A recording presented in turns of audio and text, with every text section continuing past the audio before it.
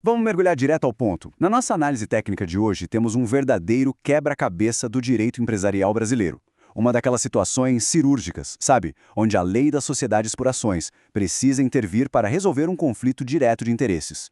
Nosso foco vai ser entender exatamente o que acontece quando os direitos de uma mesma ação são divididos entre duas pessoas diferentes, e essas pessoas simplesmente não conseguem chegar a um acordo de jeito nenhum. Focaremos no exercício dos direitos societários essenciais. Preparem-se para acompanhar uma dissecação passo a passo desse cenário jurídico. Vamos iniciar o nosso desafio já apresentando o cenário exato da nossa análise. A situação é a seguinte: considerada a disciplina das sociedades por ações, se o nu proprietário e o usufrutuário não convergirem a acordo sobre o exercício de direito de fiscalização e de voto, qual seria o desfecho legal correto? Temos aqui o impasse clássico. A ação está gravada com usufruto e as partes estão em total desacordo. De um lado, o destino dos votos nas assembleias, do outro, o poder de fiscalizar os negócios sociais. Como a lei resolve essa paralisia? Bom, para desvendar isso, precisamos primeiro ter muito clara a divisão de quem é quem nessa história. Para entender a raiz desse conflito, vamos simplificar a divisão dos poderes e benefícios de uma ação. De um lado, temos o nu proprietário. Essa figura é o dono original da ação, aquele que detém a titularidade e a propriedade nua da participação societária. É o dono no papel. Do outro lado, temos o usufrutuário. Esta é a pessoa que detém o direito econômico de receber os frutos gerados por essa ação, ou seja, os dividendos. O usufrutuário explora a utilidade da coisa. A grande questão é que os direitos políticos e administrativos, como votar e fiscalizar a empresa, tornam-se um verdadeiro campo de batalha quando o dono da ação e o beneficiário dos lucros têm visões totalmente diferentes sobre os rumos da sociedade anônima. E é aqui que a lei entra em cena com precisão absoluta. Vamos olhar diretamente para a nossa primeira peça do arsenal jurídico, o artigo 114 da Lei 6.404. Ele é taxativo. O texto diz que o direito de voto da ação gravada com usufruto, caso não tenha sido regulado lá atrás, quando o usufruto foi criado, somente poderá ser exercido mediante prévio acordo entre o proprietário e o usufrutuário. A lógica faz todo o sentido, não é? O voto dita o rumo da empresa. Como a ação está rachada entre o dono e quem recebe os frutos, a lei exige harmonia. Se não há acordo, o direito de voto não pode ser exercido unilateralmente. Falta de consenso, paralisação do voto. Agora, quando o assunto é o direito de fiscalização, a história é completamente outra. Entramos no artigo 109, que é literalmente a espinha dorsal da proteção acionista. Ele lista aqueles direitos essenciais, sabe? Aqueles que nem o estatuto e nem a assembleia podem tirar do sócio em hipótese alguma. E lá no inciso 3, lemos que é direito intocável fiscalizar, na forma prevista nesta lei, a gestão dos negócios sociais. A fiscalização é inerente à condição de acionista. E quem é o acionista? O titular da ação, o nosso nu proprietário. Ele não perde a condição de dono só porque cedeu os frutos a outra pessoa. Logo, o direito de fiscalizar é dele, é essencial e é irrenunciável. Com essas duas armas legais engatilhadas, o artigo 114 e o artigo 109, vamos começar a desmontar as alternativas. A alternativa A sugere que, na falta de acordo, ficarão ambos suspensos, englobando tanto o voto quanto a fiscalização. Pois bem, essa afirmação até acerta ao insinuar que o voto fica paralisado, mas comete um erro primário, um erro fatal, ao dizer que a fiscalização também é suspensa. Como acabamos de ver no artigo 109, a fiscalização é um direito essencial do nu proprietário. Uma mera falta de acordo com o usufrutuário jamais teria o poder de extinguir ou paralisar esse direito inato. Seguindo em frente, a alternativa B afirma que, sem acordo, ambos serão exercidos pelo usufrutuário. Essa opção está duplamente errada.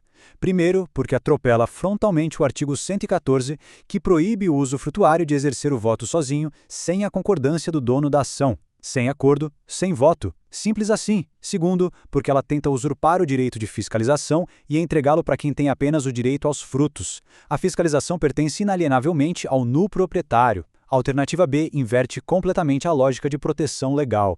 Já a alternativa C tenta um malabarismo dizendo que ficará suspenso o de fiscalização, mas o usufrutuário poderá votar. Novamente, temos um cenário que desafia a lei em duas frentes diferentes. Ela repete a falácia de que o usufrutuário pode exercer o direito de voto no vácuo de um acordo.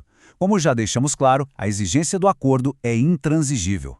E para piorar tudo, propõe que a fiscalização, aquele direito super blindado pelo artigo 109, seja suspensa. Portanto, não apenas o usufrutuário está impedido de votar, como a fiscalização não pode ser suspensa para o dono da ação. Totalmente falsa.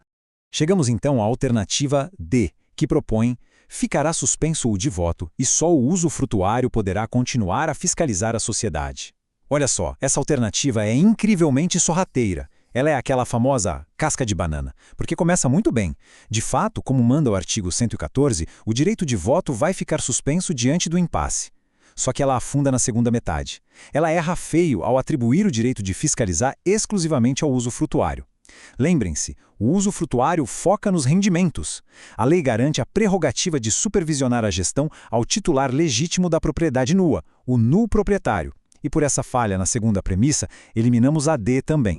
O que nos leva, finalmente, ao gabarito oficial e incontestável da nossa análise. Alternativa E. Quando não há convergência, ficará suspenso de voto, mas o nulo proprietário poderá continuar a fiscalizar a sociedade. Percebam como esta opção se encaixa perfeitamente nas engrenagens da lei. Temos a suspensão do voto por falta do acordo prévio, cumprindo à risca o artigo 114, e, simultaneamente, ela consagra a manutenção do direito de fiscalização ao nulo proprietário, honrando o caráter essencial e irrenunciável garantido pelo inciso 3 do artigo 109. O dono não fica cego aos rumos da empresa, mesmo não podendo votar. A lei foi preservada em sua totalidade. Para garantir que esse conceito fique totalmente consolidado e nunca mais seja esquecido, podemos usar um modelo mental muito direto. Quando estivermos diante de ações gravadas com usufruto e houver discórdia, dividam o problema. Voto. A regra é o artigo 114. Exige acordo. Sem acordo, suspenso. Ninguém vota e ponto final. Fiscalização. A regra é o artigo 109, inciso 3. É um direito essencial de quem detém a titularidade. Portanto, pertence de forma intocável a um do proprietário. Fixar essa mecânica dupla é o grande segredo para dominar esse aspecto do direito societário de uma vez por todas. E para concluirmos nossa aula de hoje, deixo esta provocação para a gente pensar. Como a lei equilibra o poder quando a economia e a política de uma ação são separadas? O que dissecamos hoje mostra uma inteligência super sofisticada do nosso ordenamento jurídico. A lei barra qualquer tentativa de um lado a atropelar o outro politicamente na hora do voto, forçando o consenso, mas, ao mesmo tempo, jamais deixa o verdadeiro dono cego e sem poder de vigiar o seu próprio patrimônio. É um sistema de freios e contrapesos corporativos perfeitamente desenhado. Continuem sempre buscando o porquê por trás das leis, e a compreensão virá de forma muito natural. Até a próxima análise.